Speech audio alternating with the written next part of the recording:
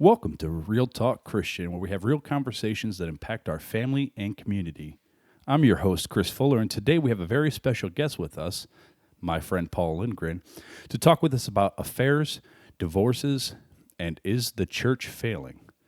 So stay tuned and listen in. Let's go.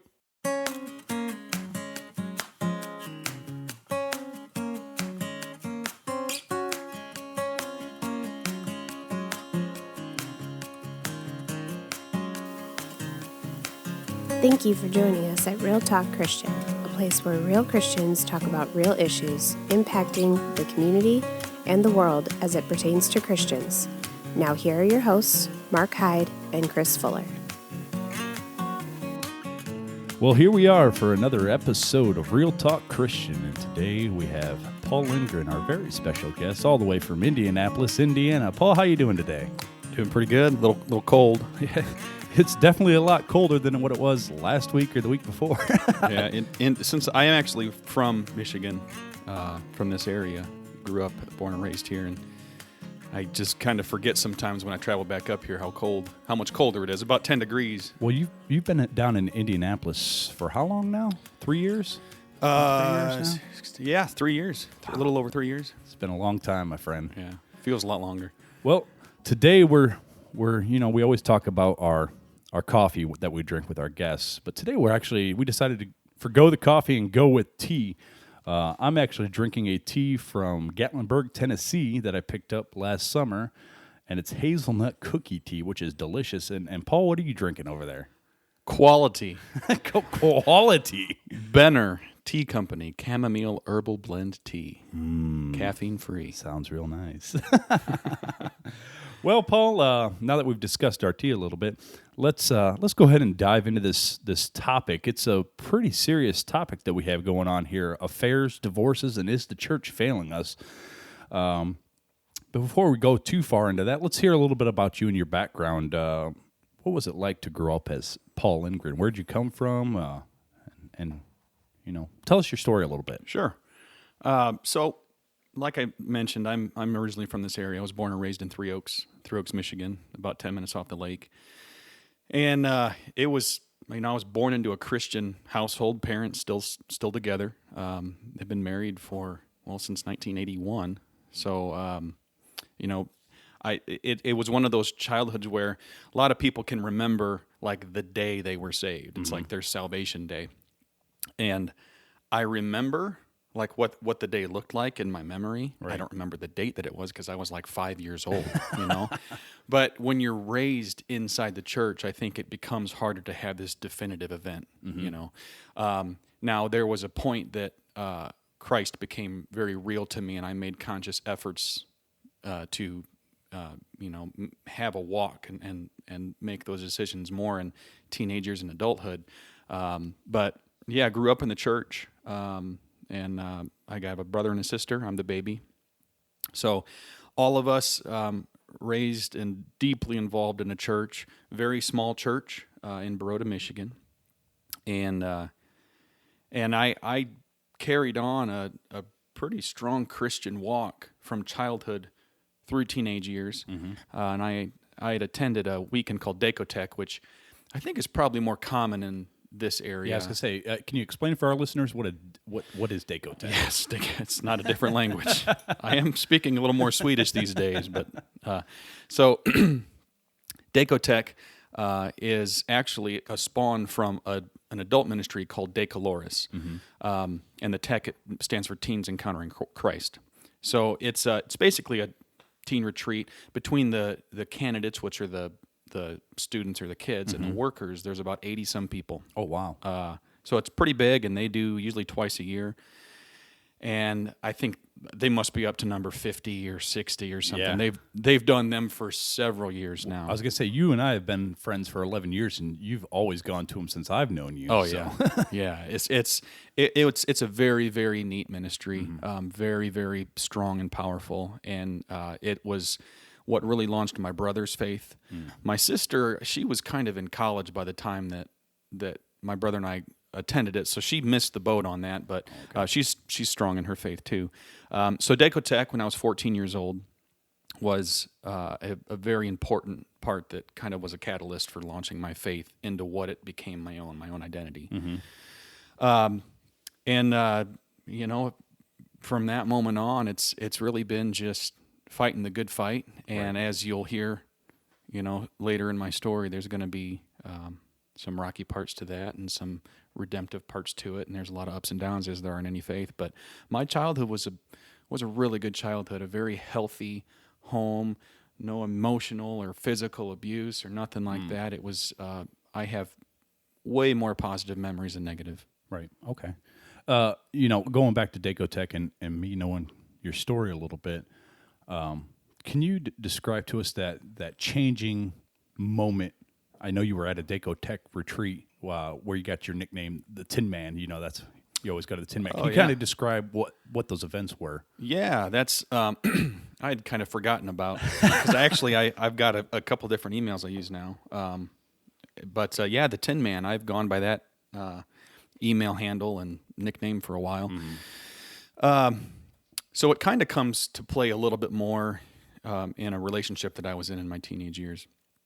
And I was just at a point in my life where I was fighting a lot of things, just identity, kind of emotional pain. I kind of had a bit of an eating disorder in high school, and I was just fighting with a lot of identity issues, some baggage and wounds that I'd carried from a previous relationship. And I was on a Dacotech weekend. It wasn't my first. I was 18 years old at this point, so this was 4 or even maybe many more into that.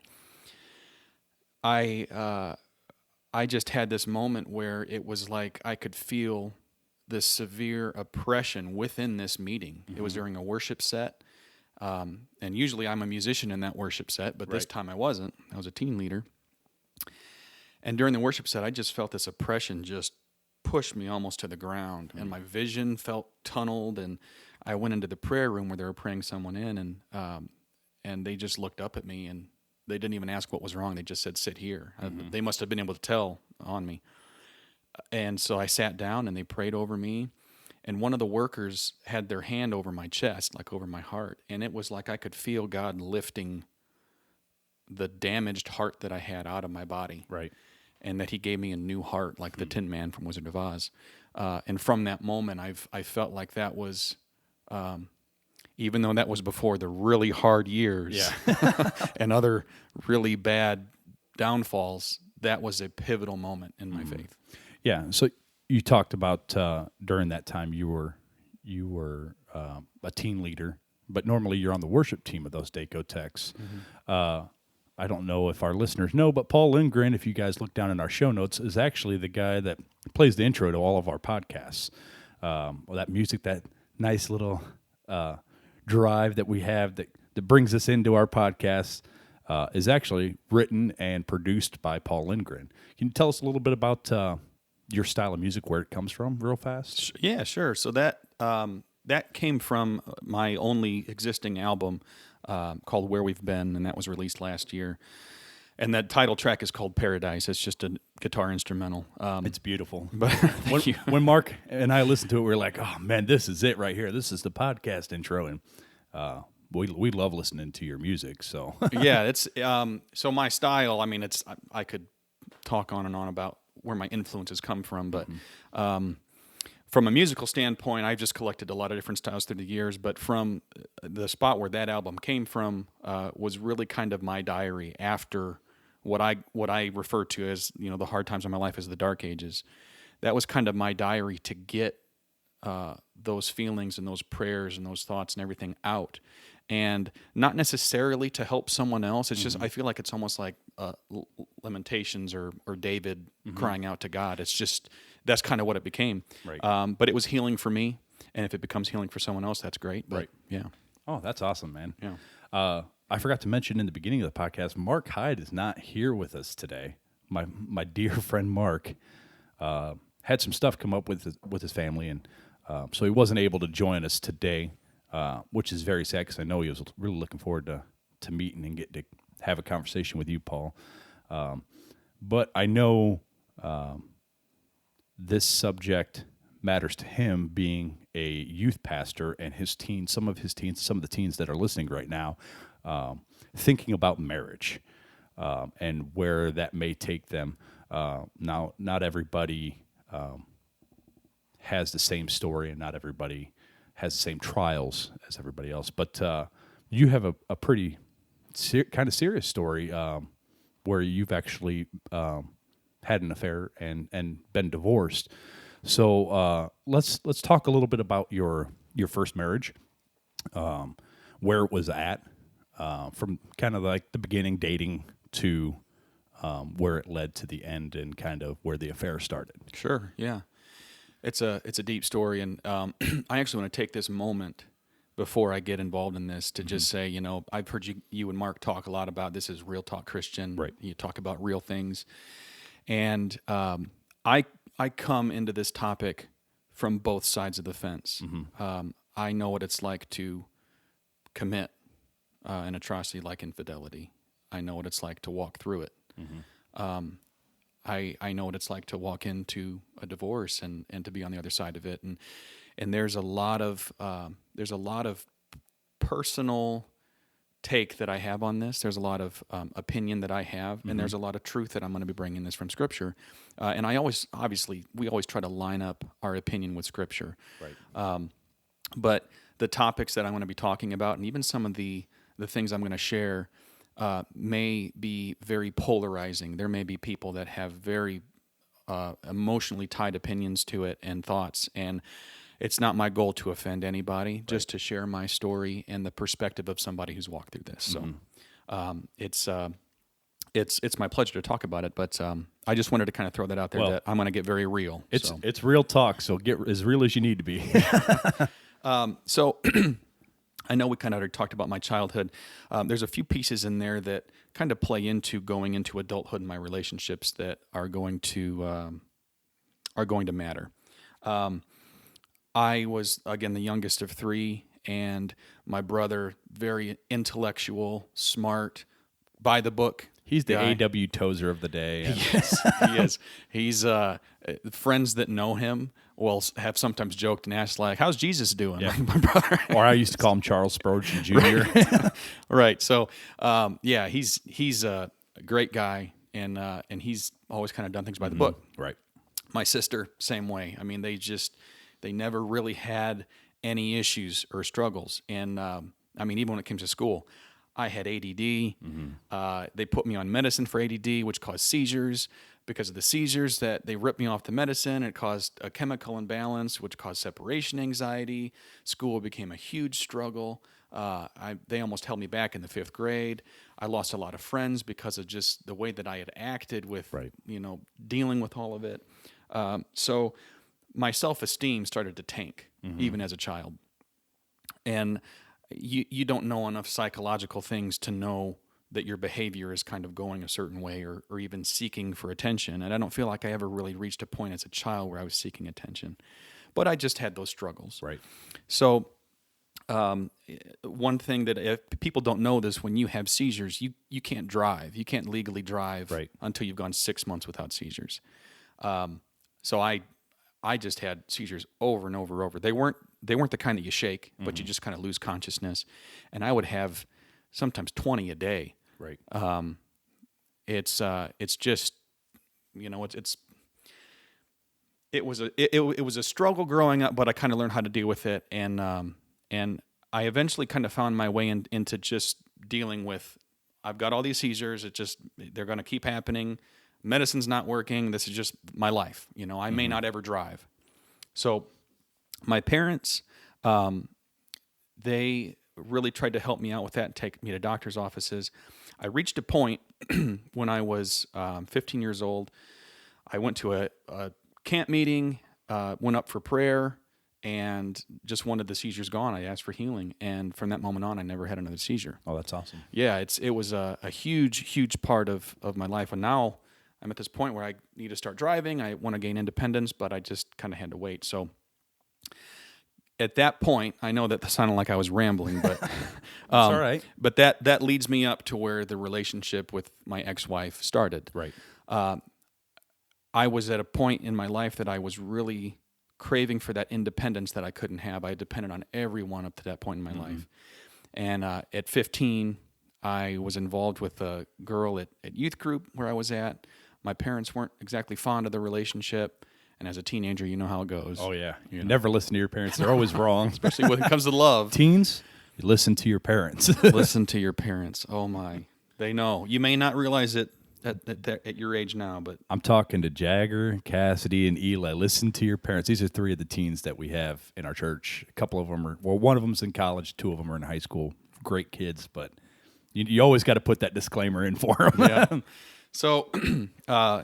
because of my lack of independence and I couldn't drive and all of that, I kept the relationship going as much as I could. I tried to sneak around, and it was just head over heels for this girl. And even her parents, were trying to help us out in sneaking around because they wanted us to be together. Now, let me ask a question. In your mind at this time, you thought that this relationship was basically kind of from God? Like you guys were supposed to be together? Oh, sure. This was your person that you were meant to be with, right? Yeah, and you, even at that age, you start to do spiritual checks. You know, like your parents are like, this isn't supposed to be. You're like, well, I feel like it is supposed to be. Right. And I don't feel like I'm affected spiritually by it. Right. You know? Well, and you had said it. You came from a good Christian home.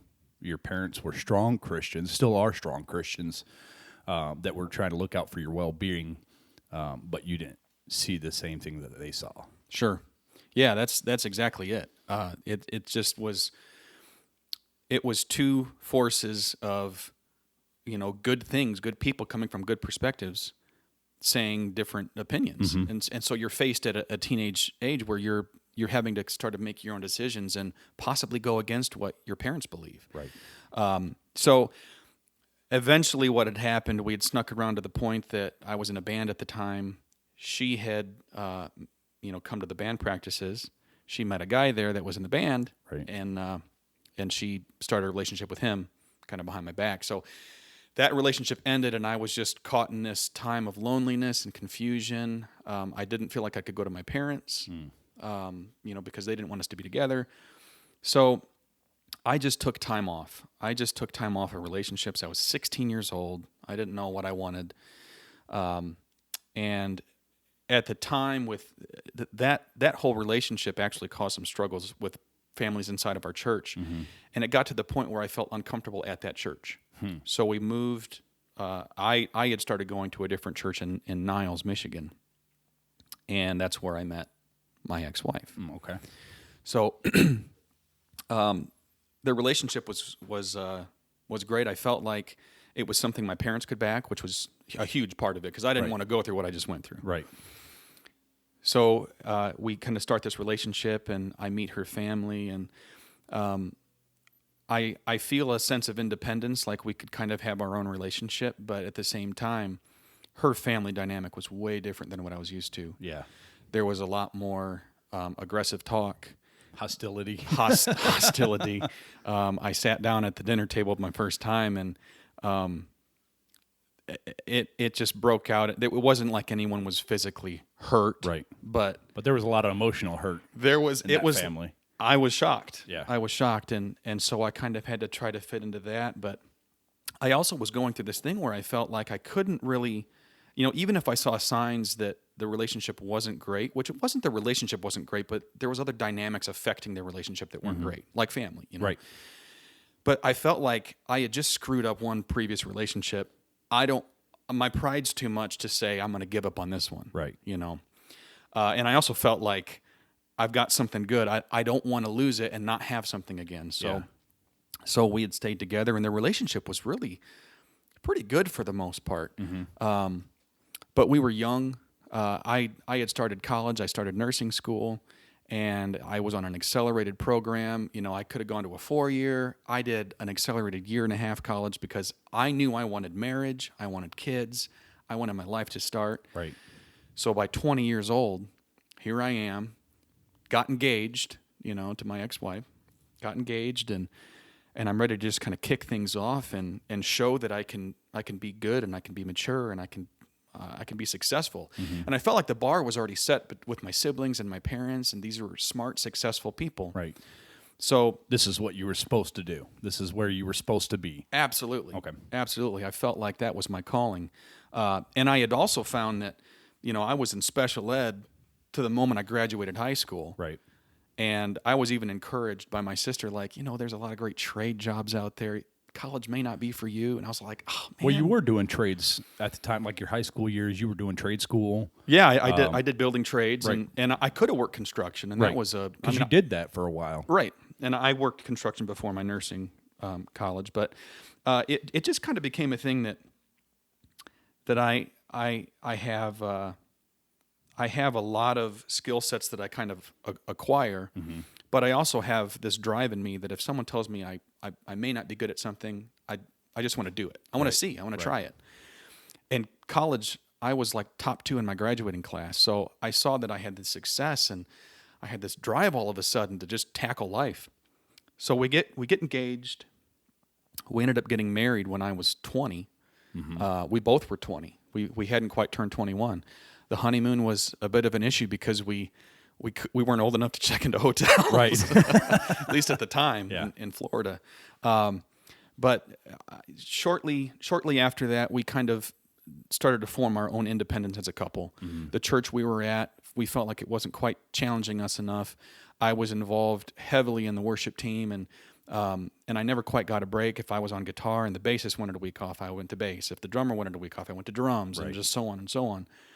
So I kind of felt like I was just wore out. And we left that church and kind of tried to settle into some different places. And we had met a couple there that really kind of stood out to me, married couple. And the guy in this couple was someone that I kind of looked up to, and he had a hunger for the Scripture and hunger for the truth that I wanted to pursue in life.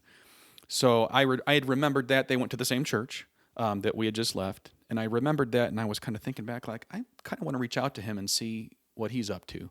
So I did, and he had a men's group, and he was also searching for churches. He had just left with his wife. And we had eventually settled on, this New Testament. You had mentioned it in one of your other podcasts, home church. Right. Yep. Meeting out of houses. Which we need to get you back on the program for that, because that's a whole episode or two in itself. Oh, yeah. It's, yeah. I won't get into that. Yeah. But yes, absolutely. So for anyone that hasn't listened to that, go check out, I don't remember what episode it was in. Yeah, Mark's the good one with the episodes. In a quick nutshell, Yeah. the New Testament church met out of homes. They went house to house. Right. Yes, there were times where they would meet at synagogues, but the real church met family side, table side, Right. ate meals together, Well, did everything together. The synagogue was more to preach to those who didn't know Christ. That's why they met the synagogues. Yeah, and that was a time that you could come together as a massive body, Right. Or special events or different things. But the house church was where it was at, and so in researching these scriptures, my ex-wife and I and this couple decided to kind of start this church, and we got their family involved and other friends, and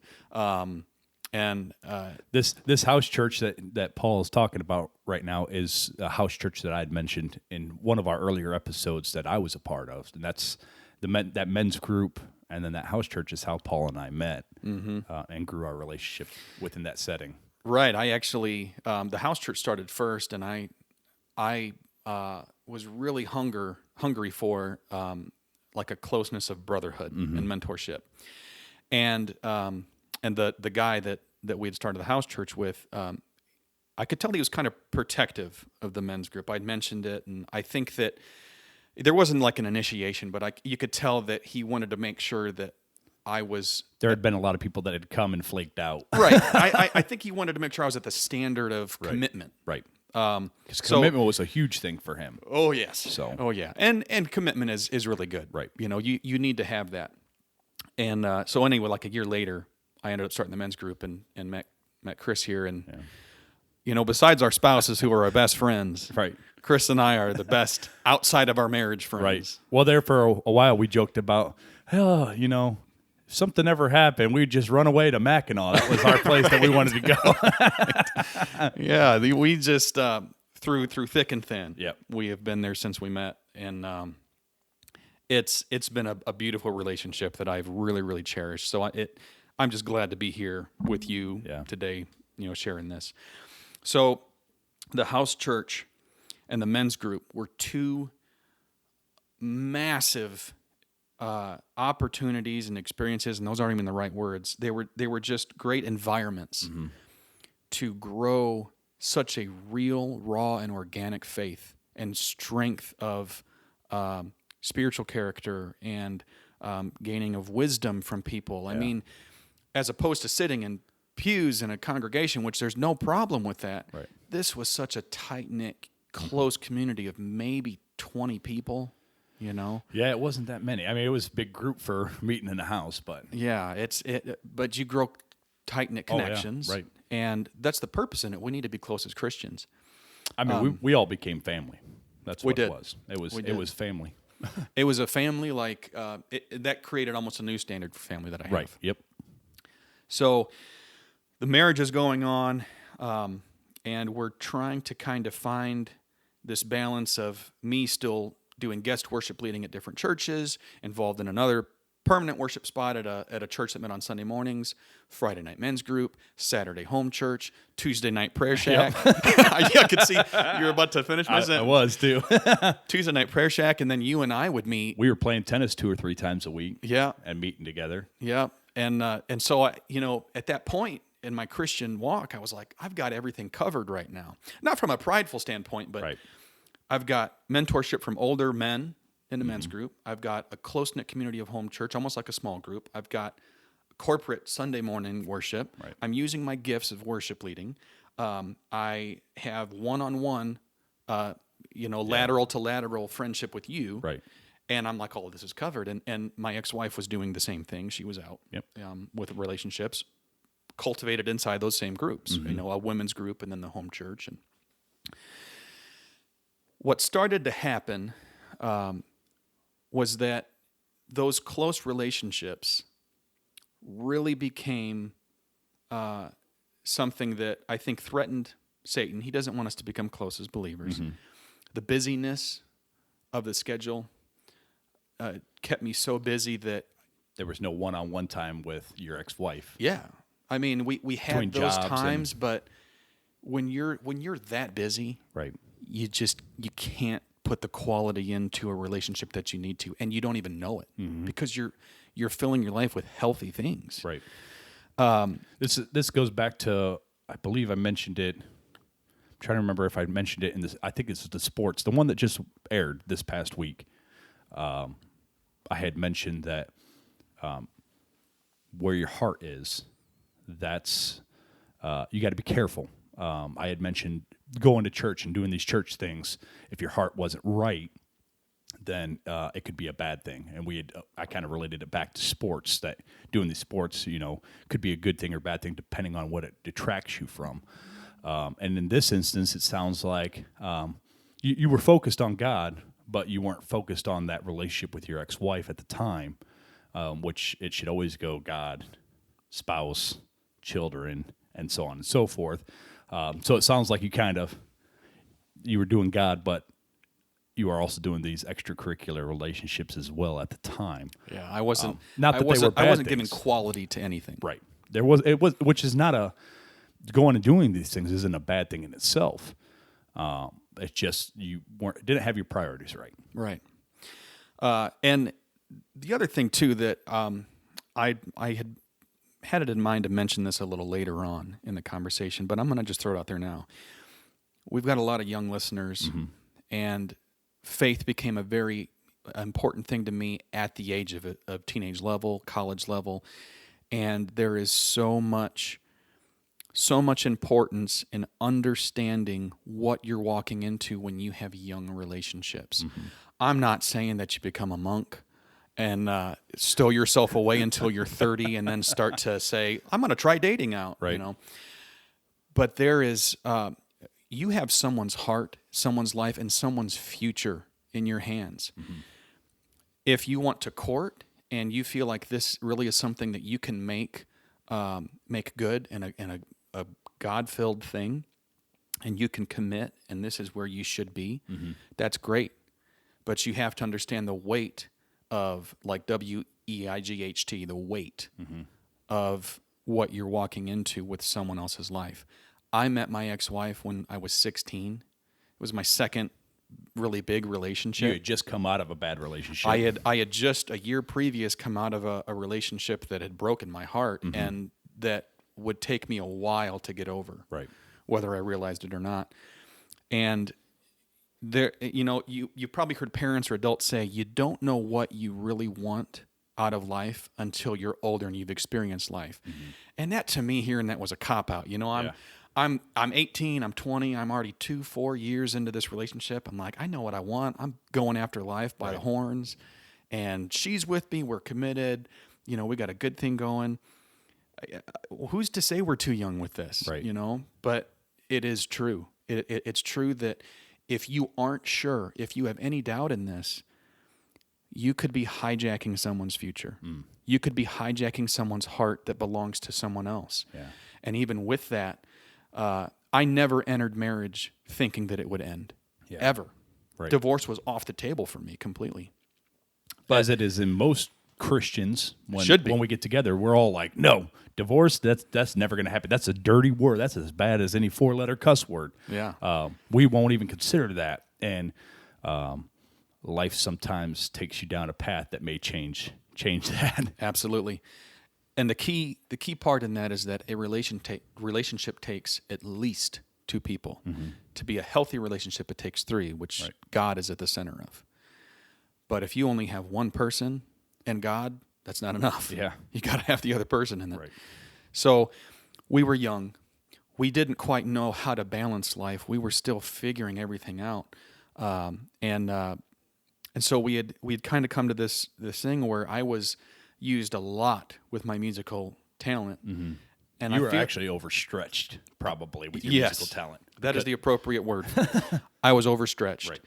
And I guess I sort of felt it, but I also enjoyed music. So I didn't feel as much as my ex-wife did. Right. She began to resent my musical ability and my outlets, I think, even though some of them might have been good in itself. Too much of it was going on. Well, and we had talked about she wasn't a musician, so she didn't understand that was somewhat of an outlet for you. Right. And she actually didn't have many hobbies. Right. And that's not a bad thing. Unless it's it just was eating cereal and watching The Office. Those are considered hobbies. right.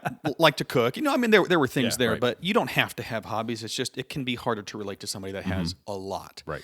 And that was always still a drive for me because I struggled so much with feeling intelligent and feeling worthy as a child. When I started to realize that, hey, I'm pretty good at construction. I'm pretty good at nursing. I'm pretty good at, working on things with my hands. And I felt like I just wanted to dive into as many different things to figure if I was good at them as I could. Right. So we reached this point where the marriage is starting to kind of feel strained. I'm starting to feel unappreciated. And our men's group is closer than ever. Church group is closer than ever. We start up a marriage group inside of our home church. And we just kind of hash out all of our marriages. Issues going on, and we're trying to kind of fix things for each other. I had grown very, very close to the husband of the relationship, the married couple that we started the home church with in the men's group. And my ex-wife had become close with his wife. So we kind of had this understanding of, I felt like I knew him well enough. My ex-wife felt like she knew his wife enough that we kind of got to this point that the married couples weren't quite seeing eye to eye, and something happened that should not happen, which is his wife connecting with me to understand him, me connecting with her to get her to understand him. And that all happened over an app called Words with Friends. There was a chat room, and we would play the games, and it was just all kind of fun. Started off innocent, and the conversation became, I know that you're feeling this way. This is kind of my perspective of the way that he is, at least when he's not at home with you. And the conversation just started to slip over a matter of days, weeks, just started to slip, where even the words being played on the app, and Words with Friends is like a Scrabble app. Right.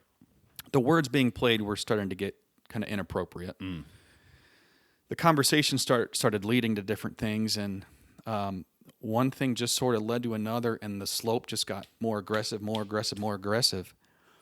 to where we eventually found ourselves in an affair. And the moment that it happened, there was a definitive moment that it happened.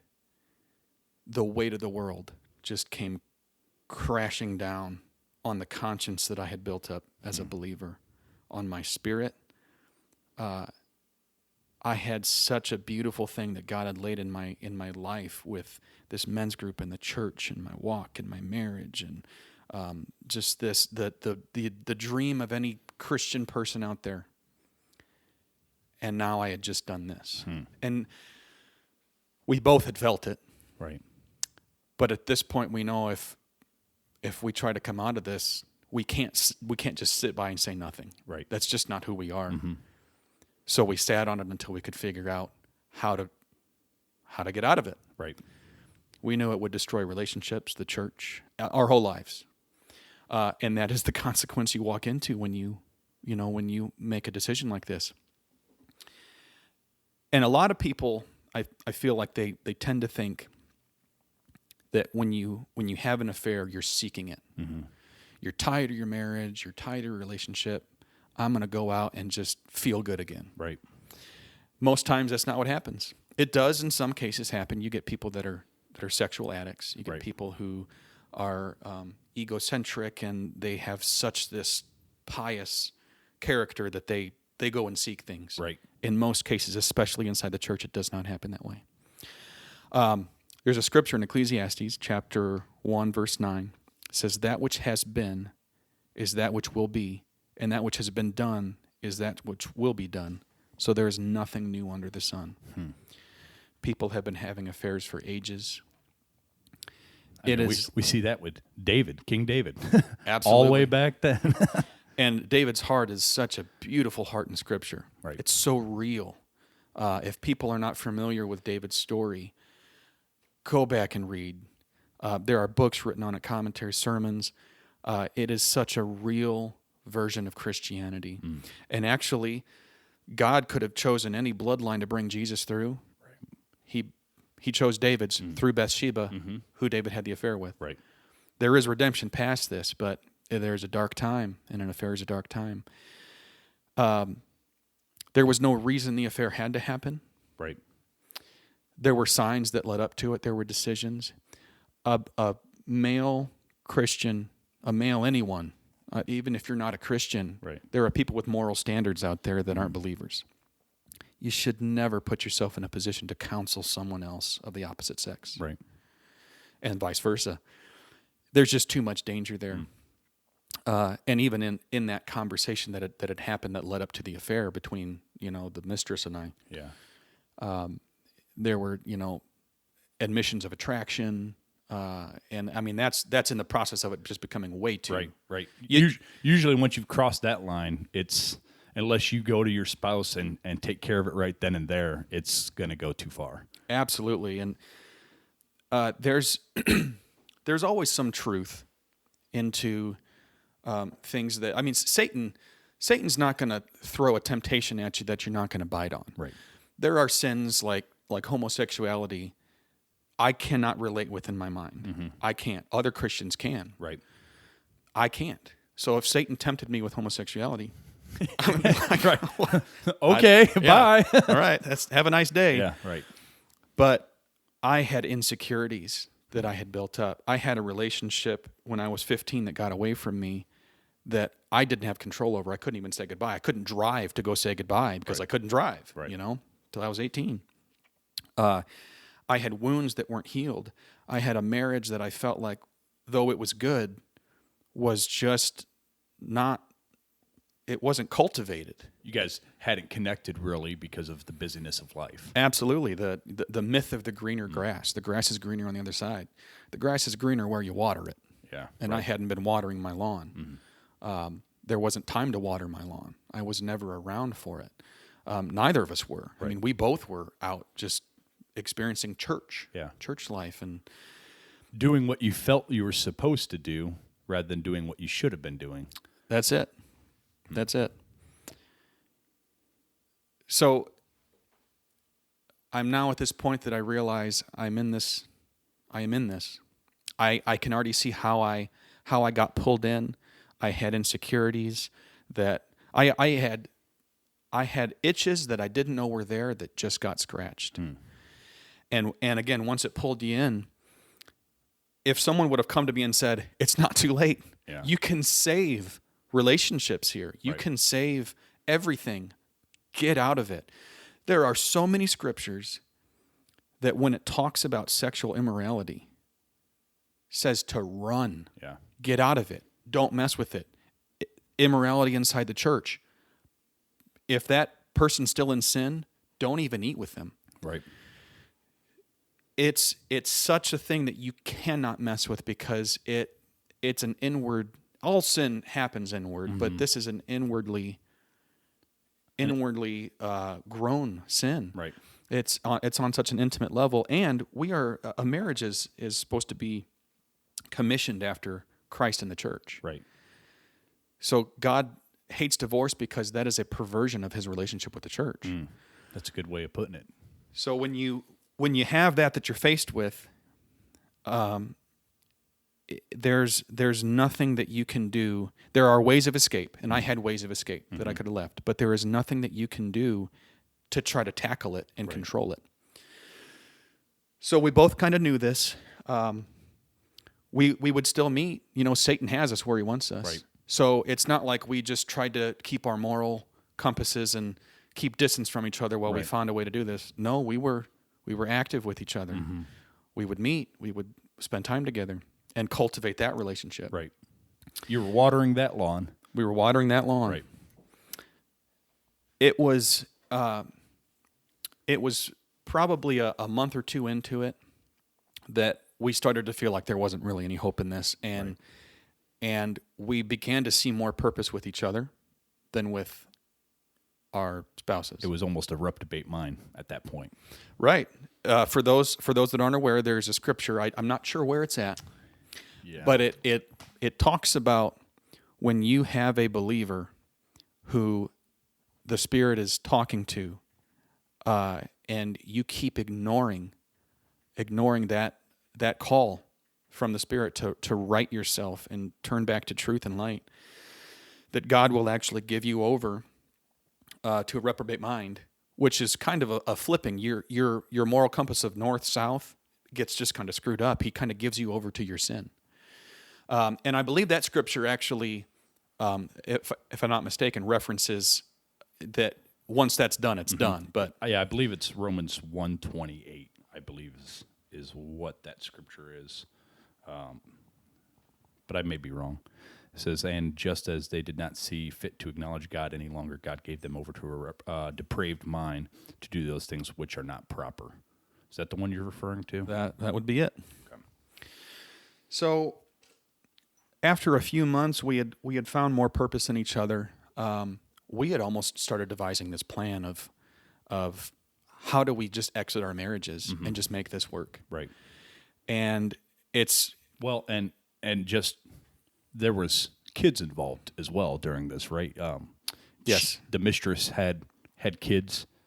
Now you and your ex-wife did not, which it made things a little easier on your end, kind of. there was I don't know if I'd say less liability, but there were less lives involved and probably less motivation on my part to stay. Right. And again, this I realize that for people that may be going through an affair right now, or divorce, or touched by an affair, that this part of the testimony is probably the hardest to hear. But this is just, I am on the other side of this now. This is where my mind and my heart were at. This is just the truth of it. Right. I saw all along the hurt that I was causing to my ex-wife. She wasn't even really aware that there was a lot happening. I mean, she knew the relationship was strained, but when the grass isn't watered and you not only stop watering it, but you abandon the yard completely, Right. you're not going to notice that the grass still isn't getting watered because you weren't watering it to begin with. Right. So the signs that there were things going on weren't quite there yet, not until a couple months into it. And when we had devised a plan to just try to make this relationship work, because there was too much that would just be ruined if we went back to our and you had in our both minds. already started separating yourself from those people that were close to you during that time. I know you, for me, was one of them, where you didn't want to hang out, or if we hung out, it was real quick, and you were already pulling away, not having devised this plan yet, but naturally, you were That was the regressing. spiritual struggle, Right? because we had become clearly so involved. The 2 out of the 4 people that started the home church were involved in an affair. Right. When we had gotten that close with each other, you can't have something like this happen without the accountability. You can't. Right.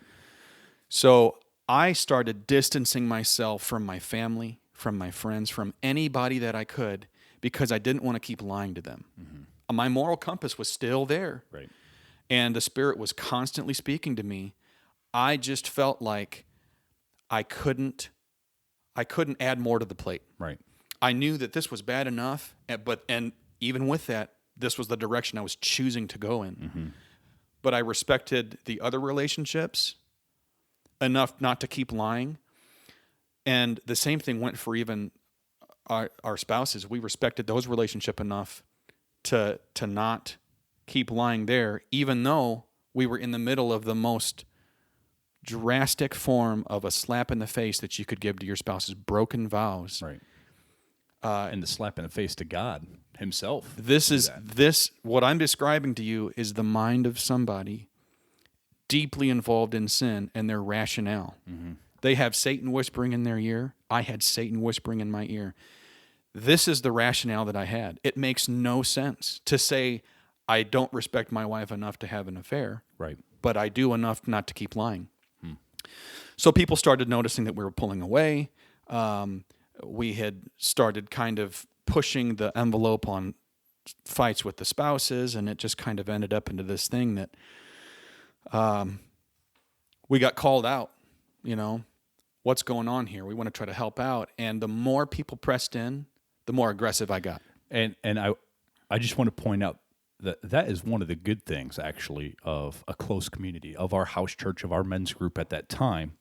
We knew something was up, even though you weren't saying anything, and even though the mistress wasn't saying anything, we all knew something was going on. And so we started to press, and really started to press.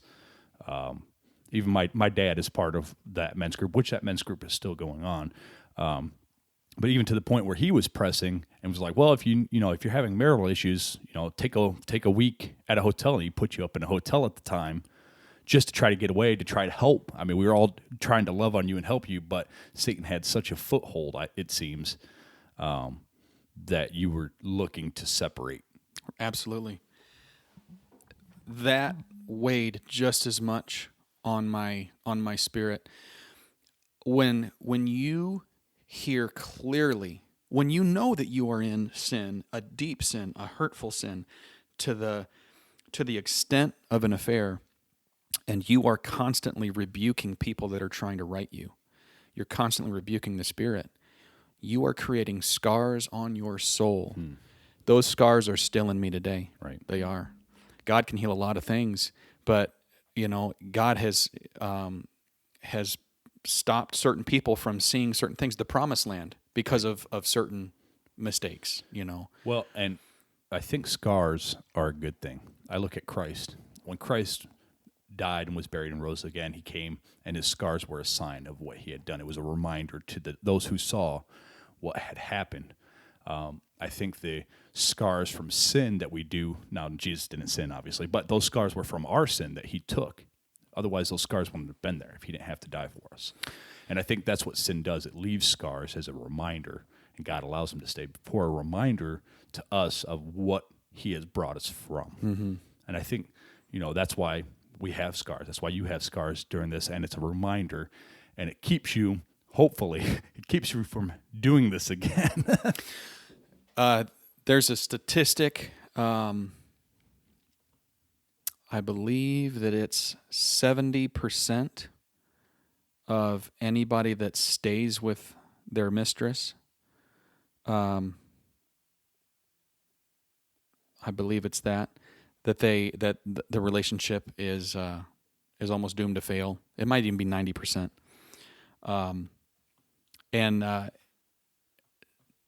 Even with those statistics, what you have going into a choice like that, you know the odds are stacked against you, but you're not thinking with a logical mind. Right.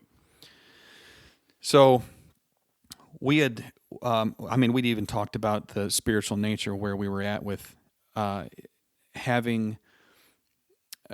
Was our salvation lost? Would we go to hell for this? And we would try to make rationality of this. We didn't have anyone else to talk to. Right. We had clammed ourselves up to just talking to each other. We had actually, there was a very high esteemed counselor at the time that a lot of people were going through to see, and we had talked about calling her up and saying, "Hey, I want to make an appointment. Fix me." My ex-wife had actually, at this point, I had moved out of the house into an apartment in my own. My ex-wife had started going to this counselor to just trying to cope with things. And I reached out to the counselor. I said, you know who I am. I'm such and such's husband. And I just want to, talk to somebody about this. Right. So I want to come clean with things, but I don't want any information to get out to anybody else. So that was kind of the turn where I started to realize it's a make or break moment. I'm feeling like this affair is wearing on me. Yeah. And now the decision that I had made of it's too much pain if we try to go back, too much damage, I'm starting to see that backfire on me. Yeah. And I think we both were by this point in time. Well, I want to continue this conversation, but we've hit our time for this week. So we're going to have Paul back here for next week's episode, part 2 of Affairs, Divorce, and Is the Church Failing? Paul, thanks for joining us today, and we look forward to having more conversations with you. But before we go, we have the Mark requested fun facts with Fuller. Sorry, Mark, you're not here to say it. I wish I should have recorded your voice so we could put you in here. But my fun fact today is the bowler hat was invented as a safety measure. The familiar bowler hat may look fashionable, but it began as a purely practical item, a riding helmet meant to protect riders from branches and other obstacles. It was designed by London hat makers Thomas and William Buller, hence the name. So that's my fun fact with Fuller. Thanks for joining us today, and we look forward to having you next time. Goodbye. Thank you for listening to Real Talk Christian. To help get our podcast into the ears of other people who need to hear these conversations, we would love for you to leave us a review on Apple Podcasts or Google Podcasts. To keep the conversations going, feel free to follow us on Instagram and Facebook and share our content with others. See you next time.